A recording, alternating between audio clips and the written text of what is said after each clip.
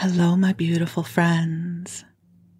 I am Laurel Bleadon-Maffei with Illuminating Souls, welcoming you to this episode of Sleepy Bedtime Blessings, a podcast designed to help you rest, relax, and fall asleep, all while deepening in your connection with your beautiful team of angels who love you so.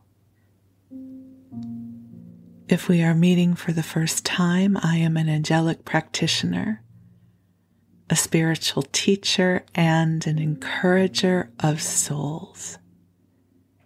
And I do this through one-on-one angel sessions, soul mentoring, and a variety of classes designed to inspire your spirit. And you can learn more at my website, illuminatingsouls.com. And if you are interested in scheduling your very own angel session, I will be opening up appointment times this month, which is November. And so if you're interested, be sure to sign up for my mailing list and you will be notified when I open my calendar. And also, if you don't happen to see something on my calendar, it does not mean that I am unavailable for a session. Please feel free to reach out. I typically can schedule you in within a few days. I don't always put all of my availability on my calendar because I like to have spontaneity in life. So you can groove on over to my website and sign up for my mailing list, and you'll learn all about my new classes, angel sessions, soul mentoring, and hopefully I will get an opportunity to inspire you. But for now, the angels and I are here to help you come into a lovely state of rest. So in this moment, I am broadcasting to you from my blanket fort here in Vallejo, California. Vallejo is in the San Francisco Bay Area. We're about 20 miles north of Berkeley and 15 miles south of Napa. So I live in a beautiful area. And the blanket fort, for those of you who are regular listeners, you will know that I throw a big Sherpa cuddly blanket over my computer monitor and tent it over my head to help dampen the sound to make it even more sleepy. And I have dubbed this my blanket fort. And I just have to tell you, it delights me every time I get under the blanket fort to broadcast these waves of love and these messages for you. My heart is so grateful and happy for this opportunity to connect with you. One of the things that I love so much about working with the angels is that these transmissions of love and light are not bound by time and space. So this love that I feel flowing in right now will find you whenever and wherever you listen. Whether it's in a few days or whether it's in a few years, this love will find you. And I just think that is the coolest thing. So here's a broadcast from this moment in time where I reside right now in my blanket fort. And this whoosh of love will find you right now in the moment you are presently embodying. And this love will meet you wherever you are, whatever is happening in your life whatever you are carrying in your heart in this moment, this wave of love is finding you in the most wonderful of ways. So I invite you to take some nice deep breaths in and just letting go of anything that came before this moment. Allowing yourself to receive this invitation to come into a sanctuary filled with divine light and love for you. And with your permission, the angels will infuse the space you are in with a beautiful, soft light filled with love, calibrated just for you. One of the many things that is so interesting about serving as an angelic channel is that I feel the energy flowing through, and sometimes I get really hot when the energy comes through.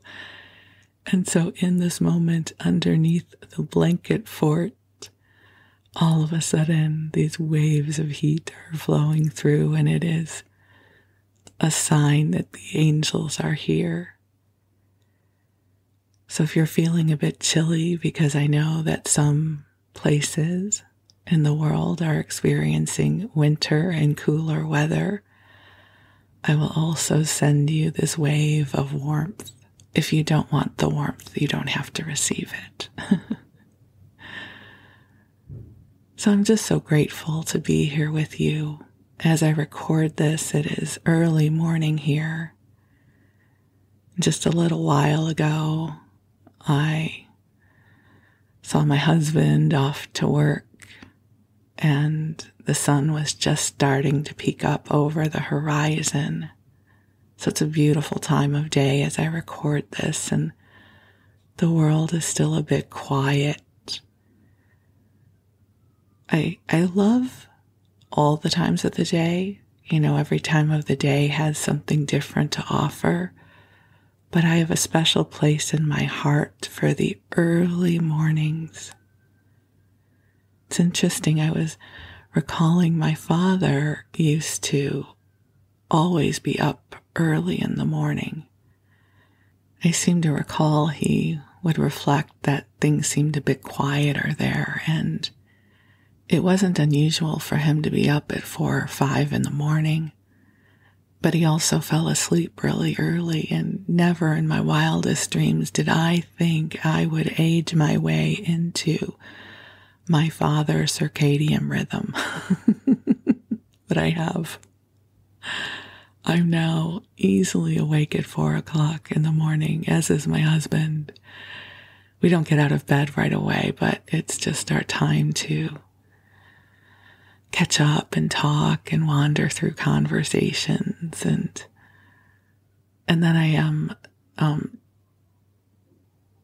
reflection of my father, as by 7:30 or 8 o'clock, I am ready for bed.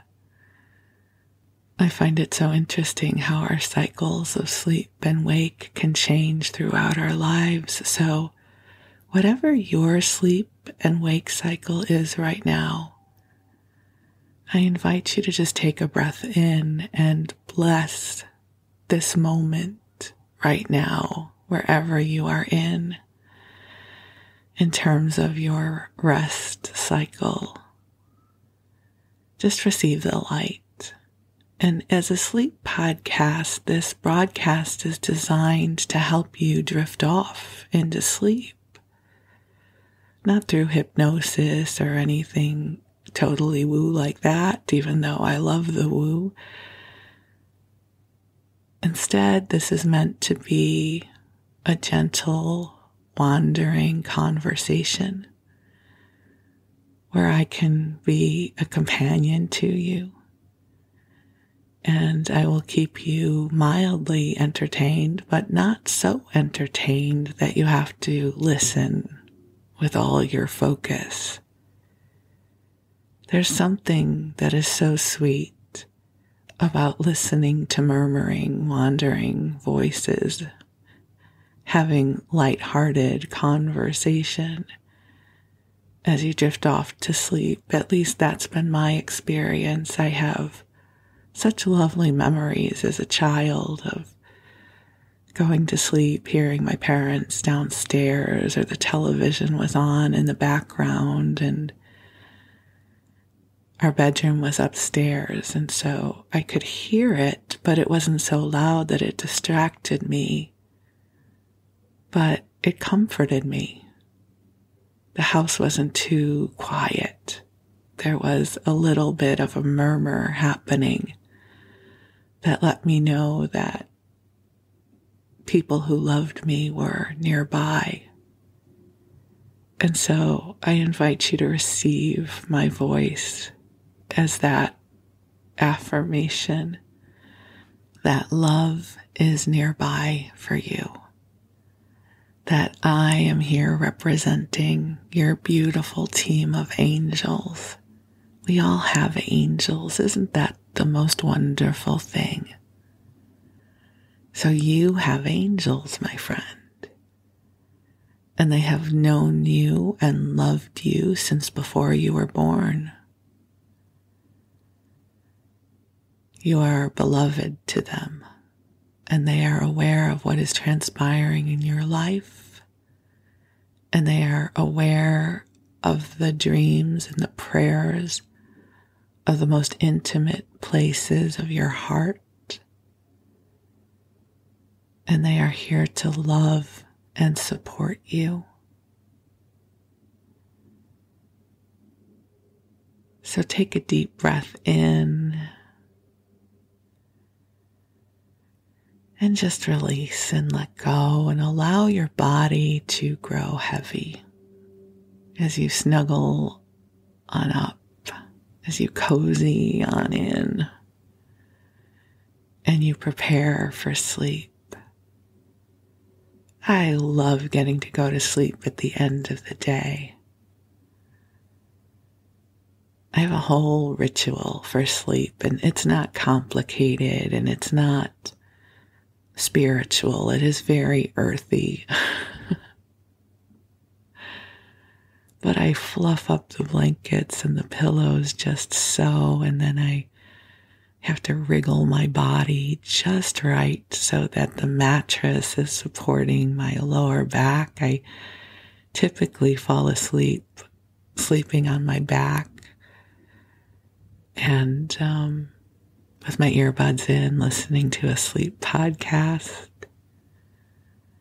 And it just delights me because more often than not, when I go to sleep at the end of the day, I do so knowing that I have lived a beautiful day here on planet Earth. I am blessed to have a life that I love. And I know that life can be hard and days are not always good days. So whatever kind of day you've had, I bring you blessings of goodness, that you've done enough for this day.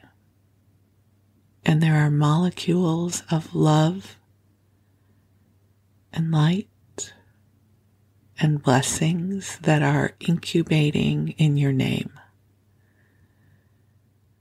And if you are not sure that these molecules of goodness found you today, my prayer is they find you tomorrow. Tomorrow's another day. And in this moment, we can just shine love upon tomorrow. Send prayers in advance of your arrival.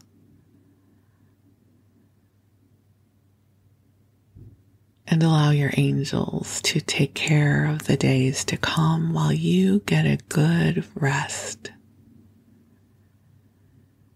And so I'll bring the angels in so that you know they are here too. So I'll join you in taking a nice deep breath in as we call ourselves forward into the heart of God. And beautiful angels on high, I am so grateful for your invitation into this beautiful sanctuary. And I invite you to join us here and now. I ask that you infuse this broadcast with waves of divine healing and love for each of our beloveds listening to this message. And angels, I ask that you clear our energy fields through the heart of God, clearing away anything that does not belong to us,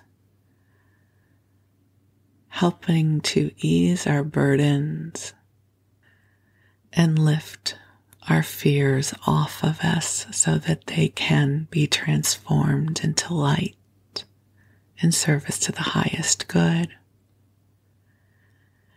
And angels, a special request to bring each of us sparks of inspiration that will meet us where we are, that will meet us with the stores of energy we presently have, so that we can find our wings once again and embark upon the most wonderful, joy-filled adventures. And dear ones, just take some nice deep breaths in and release. You know, one of my favorite prayers is such an easy one. And it is, angels, help me open to receive your love and support. Isn't that a lovely prayer request? Because it's one thing to intellectually know that this love is here. It's a whole other thing to open to receive it. So just take a breath and if you will, just set your intention to receive divine love in a way that will be meaningful for you. Because, my friend, you are precious in all this world. You carry gifts and wisdom within you that are unique, that are yours to bring into this world to share with those you love. And this world is better because you are here. I promise you this is true. And so I invite you to give yourself permission to drift off into a good sleep. And I do know that some of you listen during the daytime, so you can hear the stories. And so if you do intend to listen during the daytime, during your waking hours, then I am honored to keep you company during this part of your day. And the love is still streaming through for you. So whether you are going to sleep or whether you are going about your day, I invite you to settle on in and receive the love. And your angels will be with you.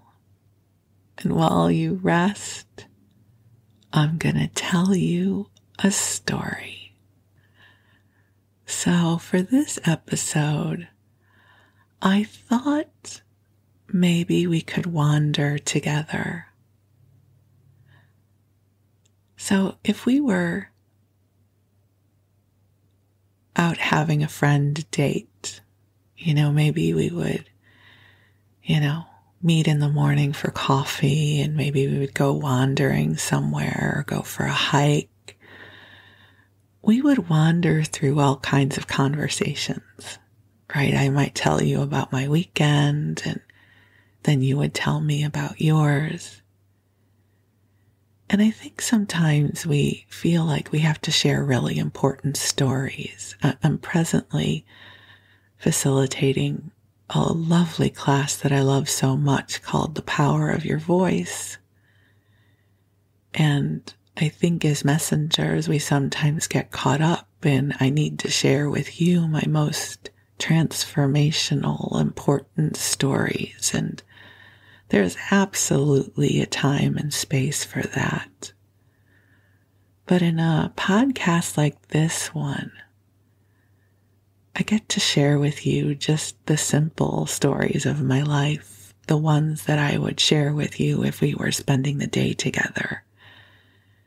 And as I've said before, I do have social graces, and I do not expect you to be riveted by what I'm going to share with you. But this episode is inspired by some of my favorite episodes that Andrew Ackerman records for his podcast, Sleep With Me. And they're the ones where he shares just a snippet of his life. He takes us on a pretend trip to Trader Joe's or on a hike. And those are my favorite episodes because I feel like I'm keeping him company in this lovely sense of companionship. And so it is in the spirit of those episodes that I have loved so much that I create this one for you. So I'm going to share with you a bit about the weekend my husband and I just had. And it was a perfectly ordinary weekend, so there's no huge developments or this is the weekend we we went on a hot air balloon in Napa or something like that. It was lovely and ordinary, probably like your weekends are ordinary and lovely too. I said lovely with an extra syllable there. Lovely. So I'm going to start off by sharing with you something you may already know if you are a loyal listener of the podcast, which is I am presently experiencing an obsession, I will call it an obsession, with love and humor for collecting community cookbooks. So community cookbooks were these recipe books that groups of women typically would put together as fundraisers. So a church group, a sisterhood at a temple, a PTA, a PEO, which I just learned about a few weeks ago, would assemble their recipes and put them into a spiral bound, but more like a plastic comb bound book that they would sell. And these were really big in the 50s and 60s and 70s and 80s, even now, as fundraisers. What I love so much about these books is that they are a snapshot of how the women cooked and thought about food back then. And one of the things I love about them is these cookbooks are not aspirational. You know, if I'm flipping through an Ina Garden cookbook, it is aspirational for me because I do not like to cook. If a recipe has more than 5 ingredients, you've lost me. If I have to chop things up, like more than 2 things, I'm not going to do it. I am very low maintenance when it comes to making my food. But in these community cookbooks, typically the ingredients are simple. The process is simple. It's not for a refined palate where you're seeking to dazzle people with your culinary prowess. And this obsession started innocently enough back in March of this year when somehow I came across a Jewish community cookbook from a synagogue in Chicago near where I grew up. And I did a podcast episode about it. And then we were off to the races. And I have this pattern of becoming obsessed with things. I want to say it's not necessarily an unhealthy obsession, but it's like I binge on something. So in 2020, when the pandemic hit, I started binging on yarn and crocheting. And I bought so much yarn and I made so many blankets and prayer shawls, and I would drive from store to store. You know, this Joann's up here had the best selection of fill-in-the-blank yarn, and the Michaels over there had something else, and there's this really cool place where you can order yarn from Turkey, the country, and I amassed this unbelievable collection of yarn that I would use, but I have those big plastic tubs now filled with yarn because at some point, by going on, crochet and knit, TikTok and Instagram, I realized that you could have a stash, that people would post pictures of their yarn stash, that you didn't only have to buy yarn for a specific project, which is how I had always bought yarn before, but that you could have a stash, so you would have like your own yarn store, that if you decided to make a blanket, you already had the yarn for it. I thought this was brilliant. And so I bought so much yarn, and I still have it. I've made a lot of blankets. I actually just shipped a 15-pound box of prayer shawls and blankets to a dear friend of mine. She goes for dialysis 3 times a week, and I asked her if she wanted to be an earth angel and hand out blankets to people at her dialysis center, and she loved the idea, so I just packed a box up and sent it to her. So I use this yarn stash. It's not inert and doesn't have any life, but it's an example of my obsessions. And I even added to my yarn stash earlier this year when Michaels was discontinuing one of my favorite yarns. I typically love to work with the bulkier yarn because they crochet up more quickly. It's more satisfying to me because I can make progress more quickly. And they were discontinuing it. And I was like, well, then I'm going to need it in case the future me is going to need this yarn, as if a yarn of this quality would never exist again. I must buy it all. So, when I do videos from my office, you can see just part of my office, and on either side of me, I have some plastic tubs of yarn stacked up, and there's also more in the garage. But the funny thing about my yarn obsession is one day it just stopped. And it reminds me of that scene in Forrest Gump when he has been running across the country and running, and he's being followed by a group of people, and just one day in the middle of running, he just stops. He's like, okay, I'm done. And that's how my obsessions work. So my yarn obsession has pretty much dwindled, although there is a yarn I am stalking from Premier Yarns that I'm waiting to see if it goes on sale for Black Friday, because I may buy it because it's beautiful. But I have completely digressed from my conversation with you about this weekend and the community cookbook obsession. So I have been going hardcore on these community cookbooks, and I have had some super cool adventures with it, and I will share those with you in another episode, because this episode I just really want to wander through what happened this weekend with you, some of which has to do with community cookbooks. So, I haven't been to antique stores in a really long time. I used to love going to them and estate sales and treasure hunting, but the me that I am now, I find that overwhelming.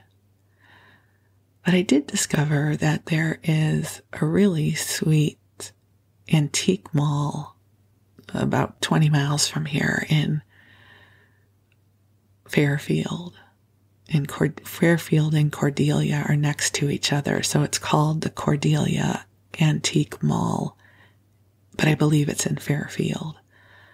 And it doesn't really matter, but I'm just trying to be specific. And it's a pretty cool antique mall. And the thing about antique malls is different vendors have different booths or areas. And so overall, I would say it's a really well curated antique mall. It's well set up. The prices seemed a bit high. And I was specifically treasure hunting for some community cookbooks when I went there earlier that week. I did happen to find, though, some old TV guides, one from 1979 and one from 1983, I believe, that I purchased for a future podcast episode because, I love to go into the Wayback Machine when it comes to television, so that's something we can all look forward to. But I didn't see any cookbooks. But I went home and I told my husband about it, and my husband is a collector of things. He would have been an amazing museum curator. He just loves collecting things, and that'll be a story for another day, but he's really good at it. So he had Friday off of work because it was Veterans Day. And somewhere around 3 o'clock, he got this burst of energy. And the thing you should know about my husband and I is we don't like to go anywhere. We have reached this phase of life, and with the pandemic and everything, we are so happy to be home. But around 3 o'clock in the afternoon, after I'd finished my work, Wes was like, let's go somewhere. Let's go to the antique mall. He was intrigued. He'd never been there before. I said, it's 3 o'clock. As if it was 2 in the morning. It's 3 in the afternoon. It's late. This is how old we are. And I said, do you really want to go? He said, yes. I said, well, okay. All right, let's go. As if we would turn into pumpkins being out in the late afternoon. So we drove over there and wandered through and just had a sweet time of it. And we didn't find anything to buy, but it was a nice little adventure for us. And then we came home. The next day, which was Saturday, we had planned to go to some used book sales. That typically the larger libraries will have used book sales, and there's a website where you can look up when they're going to be. And it just so happened this past Saturday, there was going to be a very large book sale in Palo Alto and one in Los Altos, which is in the South Bay here in the San Francisco area. So it's about an hour and 15 minutes from here, but with traffic, it could be 2 hours, if you know what I mean. It could be an hour and 15 minutes. It could be 2.5 hours, depending on traffic. But we were going to go and do that. And then I discovered there was going to be one locally here in Benicia that was going to have 50,000 books to choose from. I think Palo Alto was going to have 70,000 and Los Altos was going to have 30,000. So come Saturday morning, we both sort of looked at each other and thought, let's just do Benicia. That's 10 minutes away. Let's just do that instead. So we got up and we hit up the Benicia used book sale when it opened. It 10 o'clock, and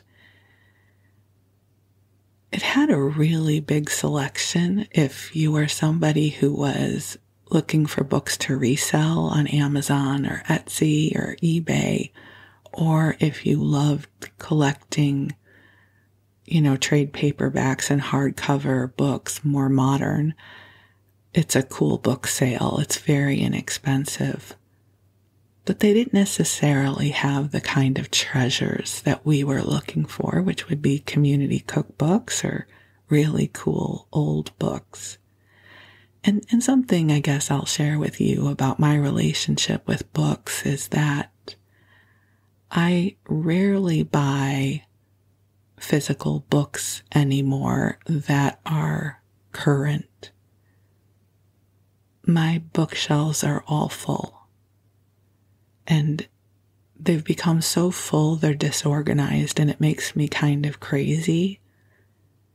And so I'm very unlikely to buy a hardcover or paperback book these days unless it's from a friend. If a friend publishes a book, I'll buy it for sure. Or if it's really special. I think the last hardcover book I bought was a John O'Donohue book recently because it was so beautiful. I thought, I need to own this. I need to have this. I need to be able to touch the words and highlight it. So I absolutely love ebooks.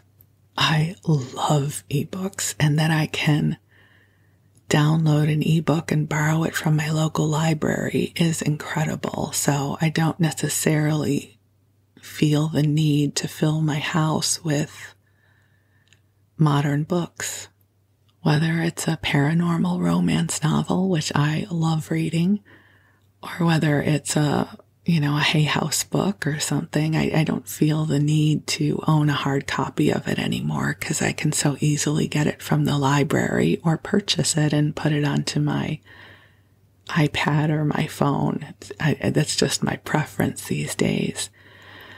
So the Benicia Book Fair was great if you were looking for more modern publications, but not what we were looking for. So we left that pretty quickly. But I had shared with my husband that there was a really cool antique mall in downtown Vallejo, the city where we live. And on Saturdays, they do a farmer's market down there. It's a small farmer's market, maybe about 2 blocks. And as winter happens, the vendors are more sparse. But there's this antique mall right on Georgia Street. And it is where the one in Cordelia is well curated. This one is a cacophony of stuff. There's so much stuff. And I'd gone in there the prior week looking for community cookbooks, but I easily got overwhelmed. I'm still wearing my mask indoors, and that's a conversation for another day, but that is just how I am living life. And when I had gone there the week before, I felt like I was doing clumsy old lady parkour as I tried to step over things to get to other things. And I thought, this is a disaster waiting to happen. I don't want to be that person who falls on a lamp. So I left. But I had mentioned to my husband that it was a cool store and maybe we would go back. He's my comfort zone. So I knew that I would not fall and embarrass myself if he was there. Not that he would be holding on to me the whole time, but if there was a area that was inaccessible because he has the balance of a goat and can do anything, I knew that I could say, hey, will you look in that corner for me? And I wouldn't have to try to clumsily clamber over things to get there. So we went to this antique store in downtown Vallejo. And I have been married to my husband for a long time. We have been together for many years, and I'm always learning something new about him. And something that I have known all along is that we process very differently. There's an amazing TED Talk by Temple Grandin where she talks about how brains work differently.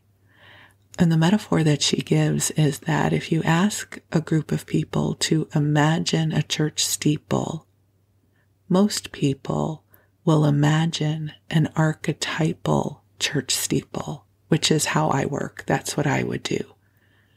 She says other kinds of brains imagine a Rolodex of all the church steeples they have ever seen. That's what my husband does. And so over the years, we have known this about each other. But when we went to this antique store, here is what I recognized. I was doing a quick overview of each of the areas. I was looking specifically for the plastic combed binding that comes on these community cookbooks. So I was taking in impressions.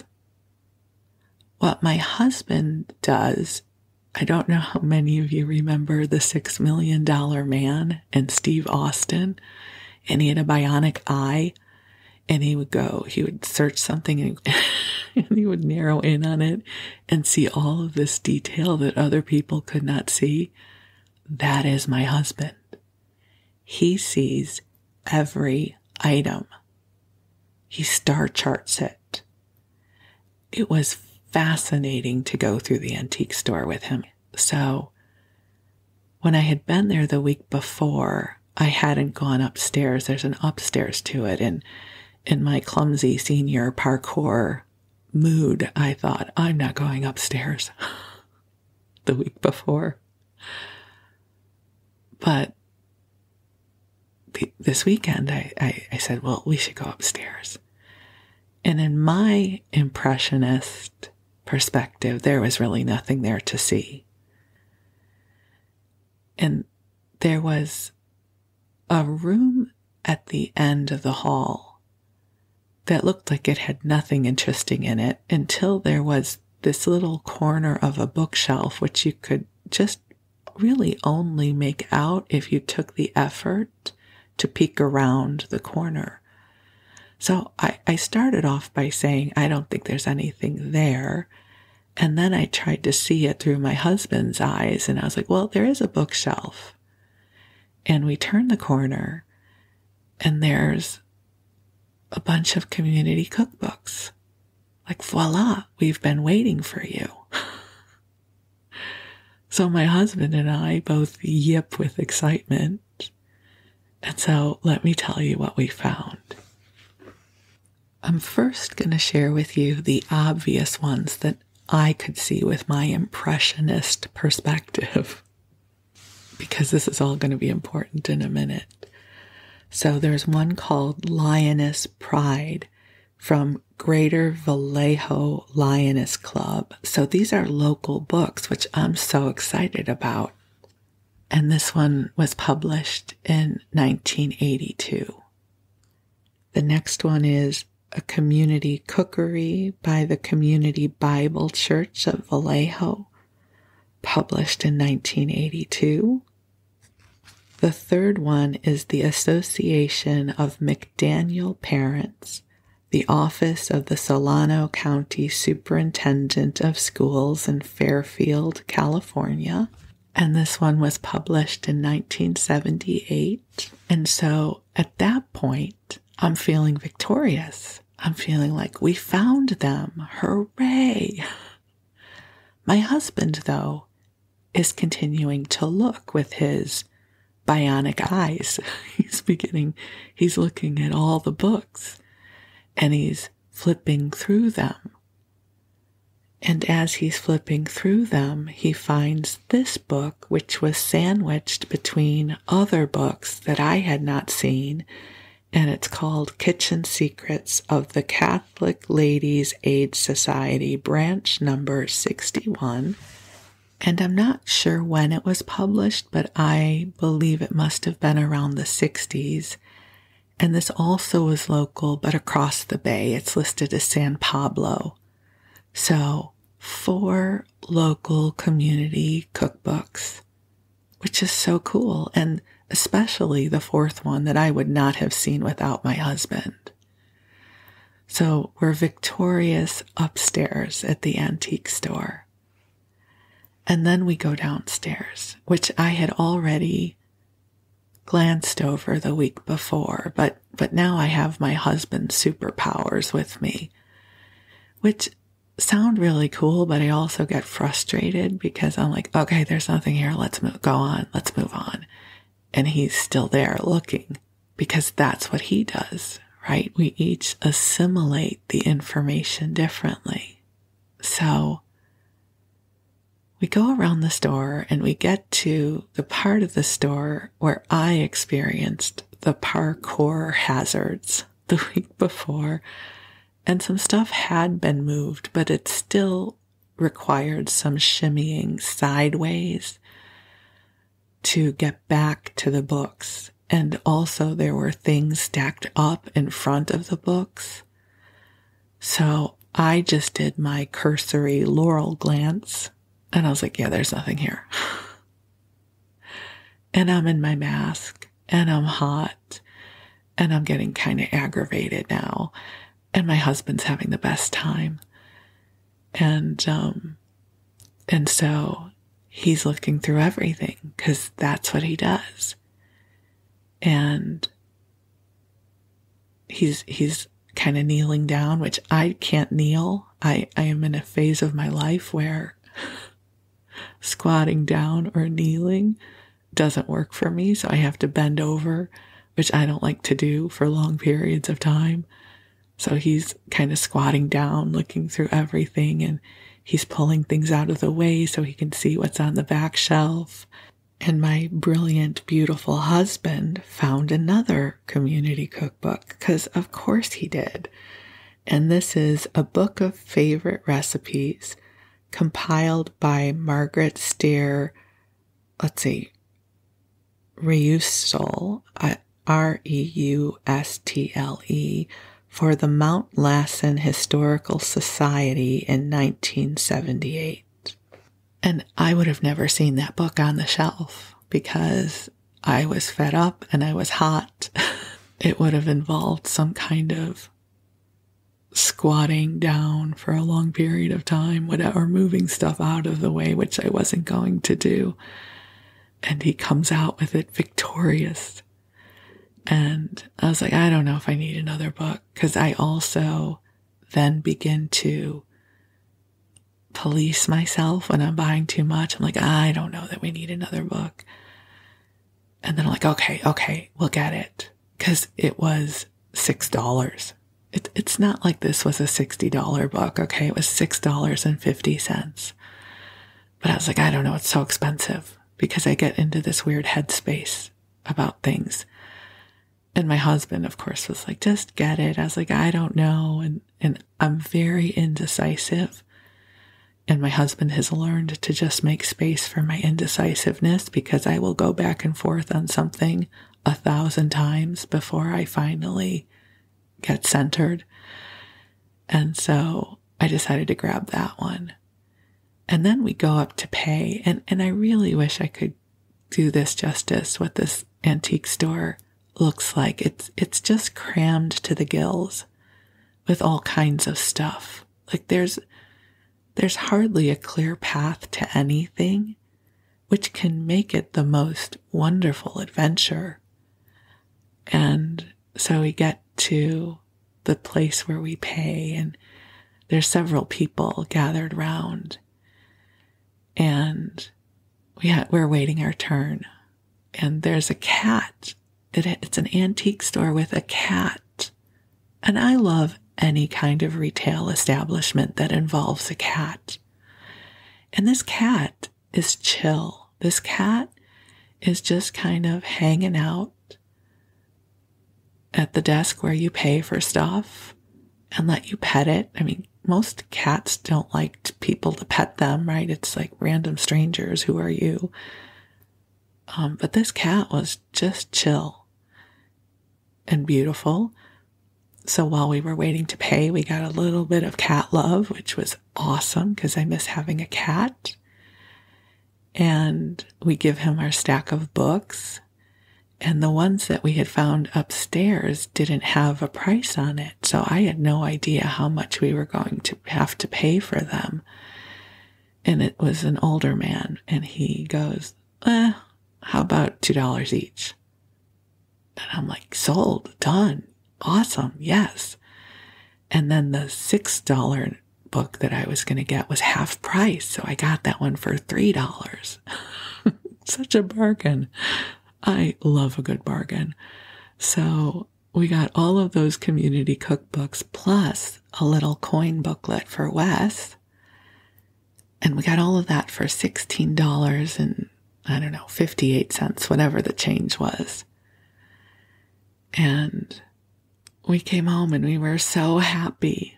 Isn't that funny how like a little adventure can make you so happy? So we just were both delighted with ourselves. And we felt so victorious that we did not drive all the way down to the South Bay and have to pay 2 bridge tolls, because here in the Bay Area, something you may not know about this area is for us to get places, we need to go over bridges. And bridges cost money. A bridge toll is $7. So, for instance, there's a really good Trader Joe's, which is fairly close to me, but it's over a bridge. So if I want to go to that Trader Joe's, I immediately just have to add $7 on to my budget. Not that I really budget like that, but in my head, right? I'm like, why would I pay $7 to go to that Trader Joe's when I can just go a few extra miles and go to the one in Fairfield or Napa? So I do this mental calculation of, okay, is it toll worthy? Is it worth a toll? So when I go to Berkeley Bowl, it's worth the $7 toll, but then I try to go to other places in that part of the Bay Area to make it worth my while. So we were feeling victorious that we did not have to pay a toll. We did not have to go to the South Bay. That what we were seeking to find was waiting for us in our hometown. It was such a sweet little metaphor. So that was our Saturday.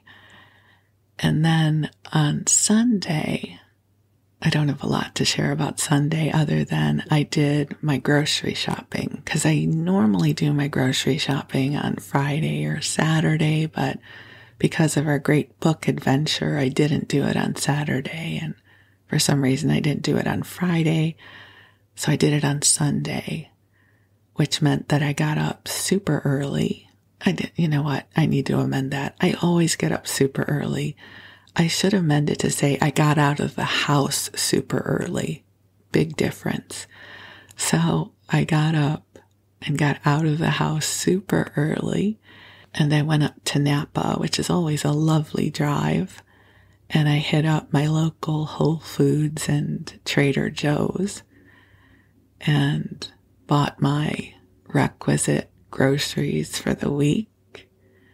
And then I headed home, and I also did a pit stop at Costco for more of our weekly supplies. And then because it's been really cool here, I put in a batch of veggie soup into the crock pot, which I've shared this recipe with you before, but I'll share it again. It's a super easy recipe because I do not like to cook complicated or to chop things. I take a box of the creamy tomato soup that I get at Trader Joe's. And if you don't have a Trader Joe's, you can probably find another brand of it. And then I take a big bag of cut up broccoli, cauliflower, and carrots, and I put that into the crock pot with a can of beans, whatever kind of beans you like, and a bunch of seasoning, and then I just let it cook, and it makes delicious vegetable soup. So on Sunday I made us vegetable soup, and I did some other meal prep, and we watched The Crown on Netflix. So I don't know how many of you are watching The Crown. I'm finding this season to be kind of depressing. I think probably because I lived through those times, meaning those times were part of my awareness. And I have a very different experience of watching history that I did not live through versus history that was part of my own personal tapestry. And so I'm having to watch this season of The Crown sparingly because it just makes me sad. So that was our weekend. We did a bunch of antiquing. My husband and his amazing ability to find treasures amidst the chaos scored gold for us in the form of 5 new community cookbooks for my collection, several of which are local here to us, feeding my obsession. And I'm just waiting for me to be done, like Forrest Gump when he's running. I know at some point I will be full. I will be sated in terms of my community cookbooks, but I'm definitely not there yet. I'm still collecting. I really am contemplating starting a website. Oh, that sounds like so much work. I need to renegotiate that. But somehow creating some sort of portal, that sounds lovelier. Some kind of portal where I can pay tribute to these books and these women, because I'm falling in love with them. I just am falling in love with these women. You know, most of them had to cook 3 meals a day, every day, through their adult lives for their families. And they didn't have access to what we have access to now in terms of prepared food and fast food and meal boxes and all the things we have now. They had a can of cream of mushroom soup and some frozen broccoli and some saltine crackers. And they figured out how to make a meal for their family out of it. And so I love these recipe books. And so you can look forward to many more episodes about community cookbooks because I now have many to share with you. So hopefully you will also fall in love with these women and their food. And I also have some TV guides to share with you. So lots of future episodes to look forward to together. And thank you for letting me share my wanderings of this weekend with you. Again, just a gentle wandering story to keep you company. And thank you for letting me share a little bit of my life with you. It's lovely to get to share this with you. And I'm so deeply grateful for you. You know, that you are choosing to listen to this is such a blessing. Thank you. I'm so honored to get to spend this time with you. And I hope that I have managed to bring to you some extra love and delight and goodness. So I wish you the sweetest of dreams. I wish you blessings. I wish you miracles of light. And I thank God for the gift of you. So you rest well and we'll talk again soon.